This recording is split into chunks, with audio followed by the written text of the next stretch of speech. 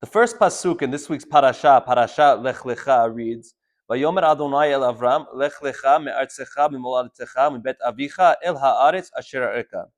Hashem told Avram, "Leave from your land, from your birthplace, and from your father's house, and go to the land that I will show you."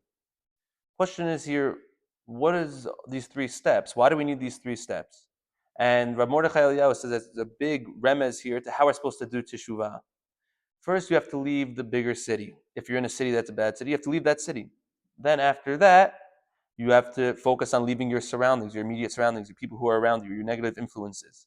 And finally, you have to leave your parents' house if that's not a place that you should be. We see from here that there's levels to doing teshuvah. Sometimes, especially Baalei teshuvah, they jump too many levels too fast, and then they end up falling down. We have to do things step by step.